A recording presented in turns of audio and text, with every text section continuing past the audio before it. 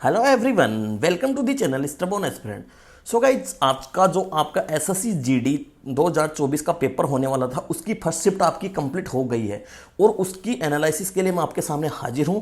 जो भी एग्जाम में क्वेश्चन पूछे गए हैं वो रियल क्वेश्चन के साथ मैं आपके साथ आ गया हूं, ठीक है गाइज।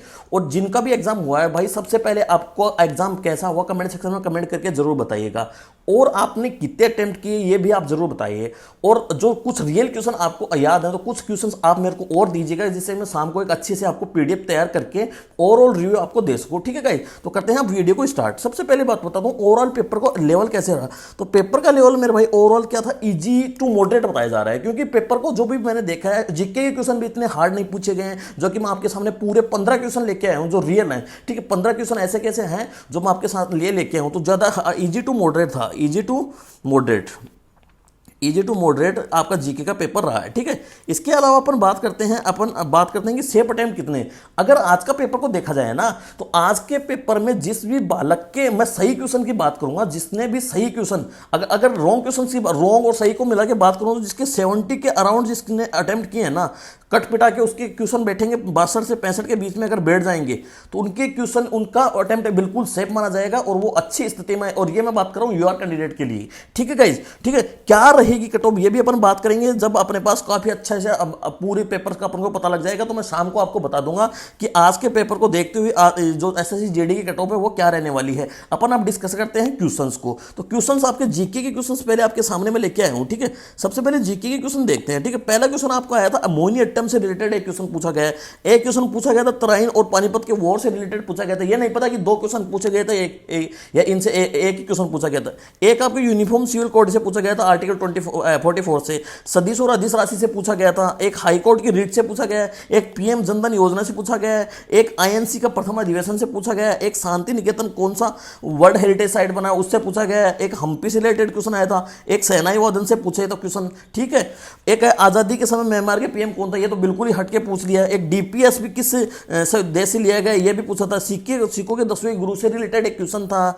और एक रेलवे बोर्ड की पहली महिला अध्यक्ष कौन बनी है, तो ये आपको पता होना चाहिए, जया शर्मा जी ये रेलवे बोर्ड की प्रथम महिला अध्यक्ष बनी है, ठीक है गाइज। ऐसे मैथ्स के क्वेश्चन था। मैथ्स बिल्कुल भी मतलब बिल्कुल भी टफ नहीं पूछी गई भाई।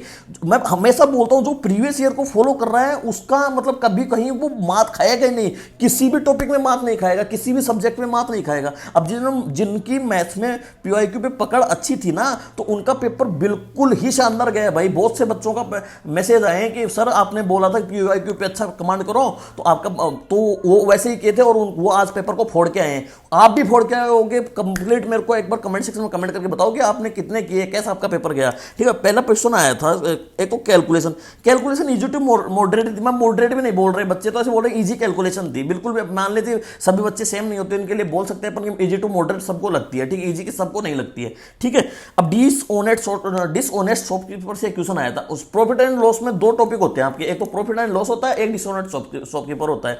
दोनों से क्वेश्चन आया। तो प्रॉफिट एंड लॉस से आपको क्वेश्चन आया। 3D से एक कीबोर्ड से क्वेश्चन आया जिसमें ये डायगोनल की लेंथ पूछी थी। एक टाइम डिस्टेंस और स्पीड से क्वेश्चन पूछा, चोर पुलिस वाला, ठीक है। एक आया अपना एसपी सेम है जिसकी 5000 रुपए हर एक की प्राइस है, ठीक है। फर्स्ट को 10% प्रॉफिट में, दूसरे को 15% लॉस में बेचा गया है। तो ओवरऑल प्रॉफिट एंड लॉस बताओ। तो ये क्वेश्चन, इस क्वेश्चन का आंसर मेरे को कमेंट सेक्शन में कमेंट करके आप बताइएगा कि इसका आंसर क्या होगा, ठीक है। इसके अलावा एक रेशियो का क्वेश्चन था। रेशियो का दे रखा था कि टोटल 7200 अमाउंट है और इनको ए बी सी में अपने को डिवाइड करना है, तो ए अनुपात बी अनुपात सी का रेशियो ये दे रखा है, तो सी का क्या होगा। तो ये भी इसका आंसर मेरे को आप कमेंट सेक्शन में कमेंट करके बताएंगे कि इसका आंसर क्या आएगा, ठीक है।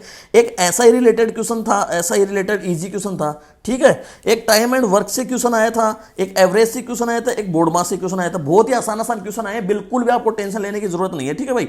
अब रीजनिंग कैसे आई थी, रीजनिंग आसान थी भाई, रीजनिंग आसान थी और इंग्लिश हिंदी भी आसान ही थी। सबका एक बिल्कुल भी कुछ भी चेंज देखने को नहीं मिला मेरे भाई, बिल्कुल आसान है, बिल्कुल भी टेंशन मत लो आने वाले शिफ्ट वाले। और तुम फोड़ क्या होगो, हमेशा बोलता हूं फोड़ क्या होगे, बिल्कुल रिलैक्स होके जाओ। अगर तुम्हारे साथ एग्जाम में अगर तुम्हें नहीं आ रहा है तो किसी को भी नहीं आएगा, ये मेरा वादा है। मैं हमेशा एक ही चीज को फॉलो करता हूं, अगर तुम्हें नहीं आ रहा ना तो किसी को भी नहीं आएगा, अगर आपने तैयारी करी है तो, ठीक है। रीजनिंग भी इजी थी। अब सबसे अब लास्ट में अपन बात करना है कि आपने कितने किए, आप मेरे को कमेंट सेक्शन में कमेंट करके बताओगे, ठीक है, ठीक है, जिससे मेरे को और क्वेश्चन मिल सके और मैं ज्यादा क्वेश्चनों का डाटा वेरीफाई कर सकूं, ठीक है। अब जो आने वाले शिफ्ट है, उनके जो बच्चे हैं आने वाले शिफ्ट में, उनको आपको मैं क्या सजेशन देना चाहूंगा कि भाई देखो, अभी जो शिफ्ट है ना वो तो आराम से जाओ, चिल रहो, बिल्कुल कुछ भी चेंज नहीं है, आप पेपर अच्छा करके आओगे। बाकी जो जिनका एग्जाम कल है या शाम को है, तो उनको मैं थोड़ा ऐसे बोलता हूं कि कुछ ये डांस रिलेटेड मैंने वीडियो डाली है तो चैनल पे, एक बार वही देख लो, आधी पौन घंटे की वीडियो है, उसको ही देख लो, बस आपका क्वेश्चन गलत नहीं होगा मेरे भाई, पक्का बता रहा हूं,